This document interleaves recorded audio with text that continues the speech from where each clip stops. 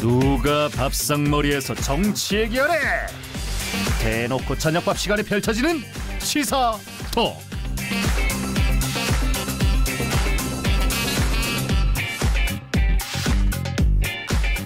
네, 스파크가 튀는 우리 지역 도의원 두 분 뉴스테이블에 앉혔습니다. 한상현, 전 기풍이기 때문에 저희가 오늘부터는 한전 듀오로 소개를 해드리겠습니다. 어서 오십시오. 반갑습니다. 네, 반갑습니다. 그 두 분 조합 별명을 한전 듀오로 정해봤는데 좀 어떻습니까?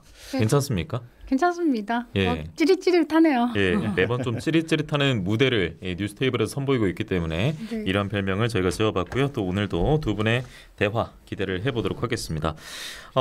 감전이든 정전이든 최근에 먼저 당한 쪽은 아무래도 국민의힘이 아닐까 싶습니다. 네, 왜냐하면 보선 패배 이후에 김기현 체제 2기를 알렸고 또 당 쇄신을 위해서 혁신의 카드를 꺼내들지 않았습니까? 그리고 오늘 혁신위원장에 호남 출신 인요한 연세대 의대 교수가 임명이 됐는데 낯선 분도 계실 겁니다. 아마 이후에 말씀하시면서 직접 소개도 해주실 것 같고요. 민주당도 새로운 전환점을 또 마침 오늘 맞았습니다. 네. 이재명 대표가 치료도 하다가 회복도 하다가 오늘 당무에 복귀를 했고, 자 여야 모두 새로운 출발점에 섰으니까 오늘만큼은 좀 일단 훈훈하게 출발하겠습니다. 바로 찌릿하면 이상하니까. 국민의힘 정기풍 의원께서는 민주당 그리고 이재명 대표에게 하시고 싶은 뭐 덕담이라든지 말씀 있으십니까? 예, 이재명 당 대표께서 예. 이제 복귀를 하셨습니다. 예, 민생 현장이 그만큼 시급하고요. 또 여야 그 협치의 어떤 그런 정신으로 제대로 된 우리 국민들이 정말 힘들어하는 부분들을 여야가 머리를 맞대고 예. 풀어줄 수 있는 그런 기대를 갖고 있습니다. 네, 김기현 대표가 또 그렇게 밝혔던 그 멘트와 거의 일맥상통하는 것 같은데요. 한상현 의원도 국민의힘 또는 새로운 혁신위원장에 대한 좀 덕담 부탁드리겠습니다. 사실 혁신위원장이 어떤 분이 될지 많은 관심을 받았는데요. 예. 인요한 선생님이 되셨더라고요. 인요한 선생님은 4대째 한국사랑이나 남다른 신분인데 예. 사실 저희가 지금 쓰고 있는 앰뷸런스도 인요한 선생님 아버님이 그렇더라고요. 만드신 예. 걸로 예. 알고 있고 성교, 의료, 교육봉사부터 시작해서 나라 사랑이 아마 그 어떤 한국인보다 더 크신 걸로 알고 있는데 훌륭하신 분을 이렇게 모셔오신 거는 국민 통합에 아무래도 신경을 많이 쓰신 거라고 생각이 듭니다. 예. 자, 인요한 교수가 이제 김기현 대표의 말에 따르면 오늘 최고위에서 지역주의 해소, 국민 통합에 대해서 깊은 안목과 식견을 가진 분이다 이렇게 소개를 했었고요. 그리고 혁신위에 정권을 부여하겠다. 라고 밝혔습니다. 이 내용을 제가 조금 더 소리내서 드리는 이유가 국민의힘 천하람 순천갑 당협위원장은 오늘 김종배 시선집중 전화 연결 통해서 이 카드가 흥미롭지만 당내 위기의식이 아직은 부족한 인선이다 이런 식으로 평가를 했었거든요. 그래서 두 분은 어떻게 생각하시는지 궁금합니다. 먼저 정기풍 의원 듣겠습니다. 예, 인요한 의사시고 예. 박사이십니다. 그리고 이제 실제 진료를 감당하시고 계시고 연세대학교에서 이제 진료를 맡고 계시는 분이시기도 하고 또 어떻게 보면은 이제 인술과 또는 이제 선교 활동을 했던 그런 집안의 내력 때문에 굉장히 인자하신 분으로 이렇게 평가받고 있습니다. 그리고 이제 김기현 당 대표께서 혁신위원회에서 하는 역할에 대해서 적극적으로 정권을 다 위임하겠다. 이렇게 발표를 했지 않습니까? 그래서 제가 볼 때는 다른 어떤 분보다도 아주 훌륭하신 분을 모시고 왔다 이렇게 생각이 들고 그리고 또 이제 기대하는 기대치가 굉장히 높습니다. 그렇기 때문에 제가 볼 때는 그 인요한 혁신위원장이 당을 살려내는데 큰 역할을 할 것이라 그렇게 자신하고 있습니다. 네, 의원님 말씀하시는 동안에 실시간 댓글로 의대 교수를 혁신위원장에 임명한 이유가 있을까요? 라고 이미래님께서 질문 남겨주셨는데 의대하면 저는 최근에 그 의대 정원 확대밖에 모르겠는데 혁신위원장을 그래서 모신 건 아닐 거고 어떤 이유가 있다라고 판단하세요? 그러니까 어려운 부분들이 많이 있고 그리고 속살을 파내는 그런 아픔 우리가 정말 큰 고통을 감내할 수 있는 그런 분이다. 예를 들어서 의술로서 그런 역할을 했다면 충분히 어떤 그런 마음 자세로 당을 혁신시킬 수 있겠다. 김기현 대표 말한 대로 당내의 환부를 드러내기 위해서. 맞습니다. 그래서 이대 교수님 모신 건 아닙니다만 그런 역할을 해주실 거다. 예, 그렇게 그런 확신하고 얘기군요. 있습니다. 예, 알겠습니다. 자, 혁신위 하면 한상현 의원도 할 말이 좀 있을 것 같은데 네. 민주당 같은 경우에는 이제 닻을 올리지도 못했던 이래경 혁신위가 있었고 또 순항하지 못했던 김은경 혁신위도 떠오르는데 네. 좀 어떻게 보셨어요 이번 국민의힘 혁신위는요? 뭐 저쪽 당이나 우리 당이나 뭐 그래도 우리 당이 조금 더 낫겠구나 생각을 했습니다. 사실 예. 정권을 부여한다는데 예. 정권이 있어야 부여를 하실 건데 네, 당대표께서도 정권이 없으신 것 같은데 그럼 정권 부여가 제대로 되지 않을 것이다. 네, 말만 그렇다 이렇게 평가를 그렇죠. 하십니까? 네, 김기현 대표님이 예. 정권을 가지고 있으신지도 잘은 모르겠고 인품으로 정치를 하는 건 또 아니지 않습니까? 예. 또 혁신이란 말답게 사람을 쳐낼 땐 쳐내고 또 해야 될 때는 했는 정무적 감각이 있어야 되는데 수술을 하신 분이지 정치를 하신 경험은 또 없으신 분이 예. 이 부분에 대해서 제대로 하실 수 있을까? 그런 부분에서는 조금 다른 당이지만 염려스러운 부분이 좀 더 크다라고 생각이 듭니다. 그러니까 여당 내에서도 쓴소리를 하는 이 여당 입장으로 봤을 때는 윤상현 의원은 임 교수님이 정말 훌륭하신데 국민통합위원장 느낌이 들 정도지만 지금 우리가 해야 될 게 국민통합이 아니라 변화혁신위원장 이렇게 표현을 했더라고요. 네. 이에 대해서 뭐 한 말씀 하신다면 좀 어떻게 표현할 수 있을까요? 지금 우리 당 자체가 예. 이제 변화를 이끌 혁신 전문가가 필요한 것이고요. 그리고 지금 윤상현 의원님이 말씀하신 그 내용 안에도 예.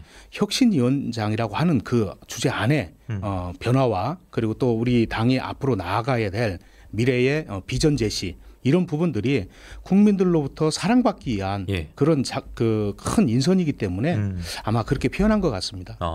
그런데 일각에선 그런 표현도 하더라고요. 그러니까 혁신이잖아요. 지금 쇄신을 해야 되니까 그렇다면은 뭐 친윤이 당연히 많은 당이겠지만 국민의힘은요. 좀 비윤 같은 인사도 해야 되는 거 아니냐 그렇죠. 네. 이런 지적도 있더라고요. 예, 두 분 뭐 하실 말씀 있으시면 하시면 되겠습니다. 네, 혁신을 한다 그러면 정말 전 당대표가 다시 되돌아온다든지 그러면 이준석 네, 대표를 이준석 당대표가 돌아온다든지 조금 더 정말 의정 활동을 제대로 하실 수 있는 분들이 돌아온다든지 용산에 쓴소리 하실 수 있는 분들이 와야 되는데 금방도 얘기 드렸지만 의술이 뭐 뛰어나신 분이고 한국 정치와 한국 정서를 잘 읽으시는 분이 정치를 잘하실 수 있는가 또 혁신을 잘할 수 있는가에 대해서는 아마 국민의힘 내부에서도 말들이 있지 않을까라고 생각이 듭니다. 이번 인선은 삼고초려의 결과입니다. 그렇습니까? 그렇습니다. 과연 삼고초려일까요? 하시려고 하신 분이 없어서. 저는 뭐 다른 생각이 있어서 그런 게 아니라 처음 들어서 여쭤보는 겁니다. 그렇습니까? 네. 예. 그러니까 당내 인사들 중에서도 훌륭하신 분들이 많이 있지만 당 내에서보다는 밖에서 바라본 어떤 우리 국민의힘의 입장 그리고 사실 인요한 교수님께서 여러 가지 말씀들을 해주셨던 분입니다. 그런 내용들이 하지만 당 내에서는 정권이 없으니까 다른 데 정권이 있으니까 정권 부여를 못 받을 걸 아니까 뭐 안 하시는 분들이 많다고 들었습니다. 근데 지켜보시면 될 것 같습니다. 예, 알겠습니다. 전권을 위임하신다고 뭐 대내에 표고했지 않습니까? 표방을 했기 때문에 가능하다. 하태경 의원도 거론이 됐지만 정기표 의원의 말씀대로 지금 이런 인선이 이뤄진 거군요. 그렇죠. 알겠습니다. 뭐 계속 또 이제 한전 듀오가 왜 한전 듀오인지 서서히 좀 보여주고 계신 것 같은데 이번에 민주당 얘기해 보겠습니다. 요즘 뭐 네티즌들 표현하는 바대로라면은 이제 이재명 대표는 단식 이후에 또 회복 가지고 2.0으로 돌아오지 않았습니까? 새로 돌아왔는데 김기현 대표는 당무 복귀 환영한다 먼저 덕담을 건네기도 했고요. 그런데 그 전에 민생국회가 되도록 여야 대표 민생협치회담을 개최하자 이렇게 제안을 했었는데 이 대표 같은 경우에는 지금 김기현 대표뿐만 아니라 더 만나고 싶은 사람이 있지 않습니까? 그렇죠. 그러니까 윤석열 대통령과 그러면 3자 회동을 하자 이렇게 얘기를 했거든요. 네. 예, 이에 대해서 좀 어떻게 평가를 하십니까, 한상현 의원님? 이렇게까지 영수 회담을 안 한 대통령이 있었나요? 지금 그러니까 출범 이후에 한 번도 지금 안 한 거지 않습니까? 네. 왜 안 만나시는 거죠? 왜 안 만나시는 겁니까? 이렇게 경제 회복이나 민생을 챙기려고 한다면 그래도 저희가 아직까지는 다수당이고 다수당의 당대표이면 당연히 여야정이 합쳐서 회동을 하고 어떻게 하면은 민생을 잘 이끌어 갈 건지를 의논을 해야 될 시기는 이미 지났다고 보거든요. 늦어도 한참 늦었는데도 왜 안 만나시는 건지. 아까 정권이라고 얘기를 하셨지만 진짜 정권을 가지신 분이 한번 만나서 제대로 의논을 해주셨으면 하는데 이거는 정말 그냥 말만 대화를 나누자라고 했지만 대통령부터 먼저 만나야 되지 않을까라고 생각을 합니다. 그게 국민통합의 첫 번째 과정이고요. 예. 국민의 뜻이지 않을까라고 생각이 드네요. 민주당 내에서는 좀 냉혹하게 표현하기도 했는데 권한도 없는 바지 사장과의 의미 없는 시간 낭비다. 예. 김 대표와 둘만 만나는 건요. 그러면서 이제 영수회담을 계속해서 주장하고 있는 것 같습니다. 왜 이때까지 이루어지지 않았고 이번엔 좀 이루어질 수 있을까 이런 질문을 드리고 싶은데요. 김기현 당대표께서 예. 또 이제 먼저 제안을 하셨지 않습니까? 이재명 대표에게 민생 현안을 해결하기 위한 당과 당 여야 그 양당 대표가 예. 만나가지고 기묘하게 이야기를 하자라고 했는데 느닷없이 대통령을 끼워 넣었지 않습니까? 그래서 이건 결국에는 김기현 당대표하고의 만남도 예. 하지 않겠다라는 뜻 아니겠습니까? 김기현 대표 이제 3자 회동을 하자 이렇게 얘기는 했던데요. 그렇죠. 대통령과. 그것이 결국은 예. 만나지 말자 뭐 이런 뜻으로 읽혀집니다. 오히려 뭐 둘이 만나는 거는 오히려 거절하는 의사로 봐야 된다 이런 말씀이십니까? 그렇게 표현되고 있습니다.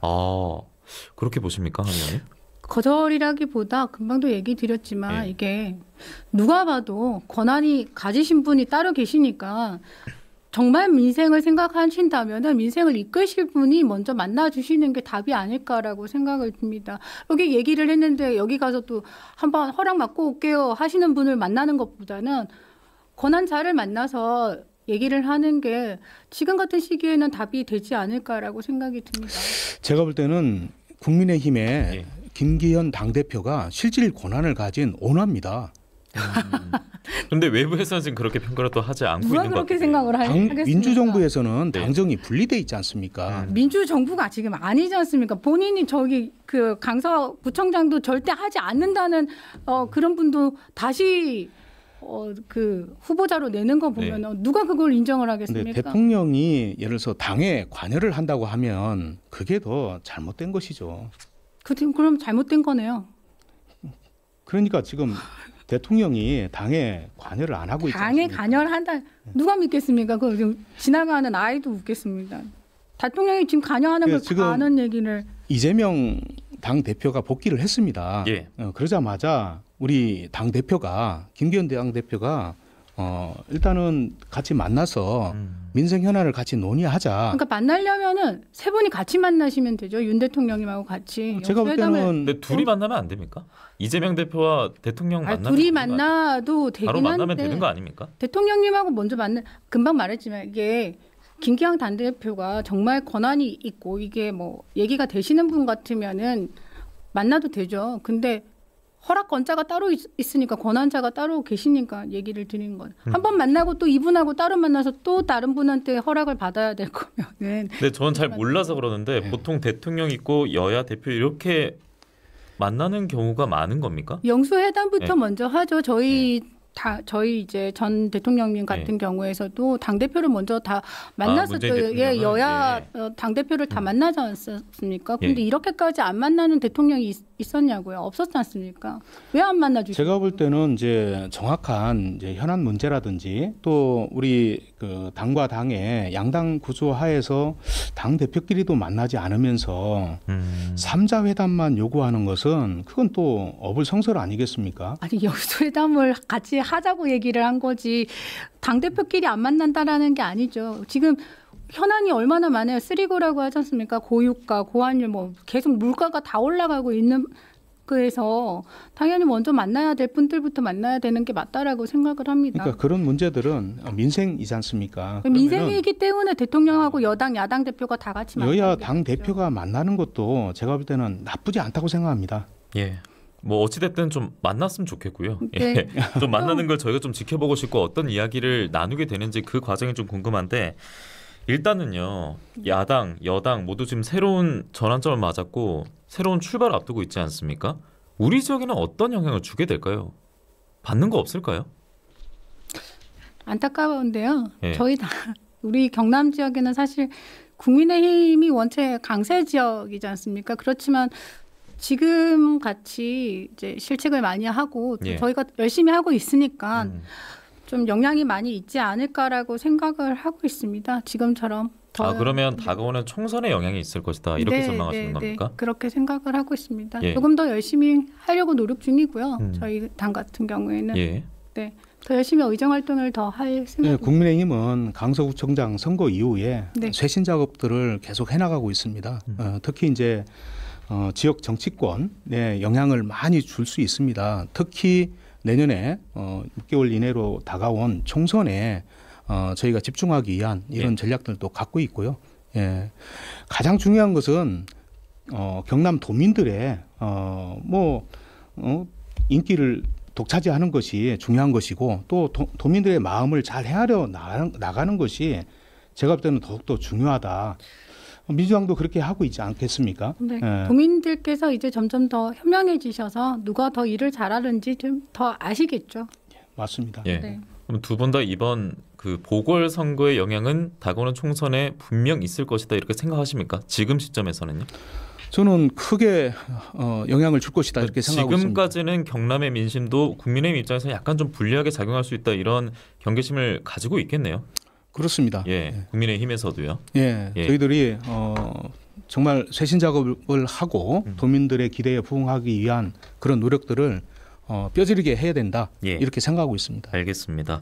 자, 두 분과 관련해서 좀 새로운 출발을 앞두고 있는 여야 이야기를 해봤고요. 저희가 전반전 마무리하기까지 1분 정도 시간이 남아 있는데 두 분의 말씀 들으면서도 다 됐고 그 우리 지역 우주 항공청 그거 대체 어떻게 되는 거냐 이야기를 저희가 후반전에 나눠볼 텐데.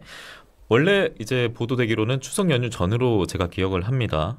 연내 개청이었는데 이제 뭐 연내 통과까지도 지금 이야기가 더 길어지고 있는 모양새예요. 굉장히 지금 어려움을 겪고 있는 여야 관련 충돌하고 있는 우주항공청 설치 및 운영에 관한 특별법 합의안 도출 난항을 겪고 있다. 이 이야기는 저희가 전하는 말씀 듣고 돌아와서 정기풍, 한성현 두 위원과 이야기 나눠보도록 하겠습니다. 그 이후에도 저희가 우주항공청 이어서 또 대규모 세수 결손 이야기도 하지 않을 수가 없거든요. 빠르게 이야기 이어가면서 두 가지 아이템 모두 다 다뤄보도록 하겠습니다. 월요일 뉴스바다 한 주의 시작 여러분 함께하고 계시고요. 잠시 전하는 말씀 듣고 두 분과 함께 돌아오겠습니다.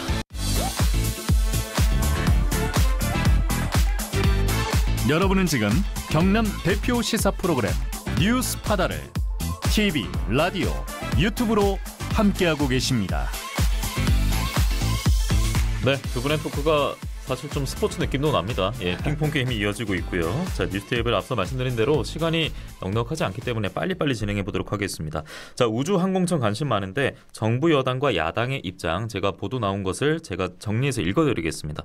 정부 여당은 우주항공청이 초기 인력 300명 가운데 R&D 전담 200명을 둬서 한국항공우주연구원과 한국천문연구원 등과 별도로 직접 선도용 R&D를 진행해야 한다 이렇게 주장하고 있고 야당은 정부 구상대로면은 R&D 옥상옥으로 이어질 것이다 이렇게 지금 반발하고 있는 상황. 그러니까 여야는 R&D 기능을 두고 지금 이견을 보이고 있는데 정기부 의원님 지금 맞는 겁니까? 이 상황 맞습니까?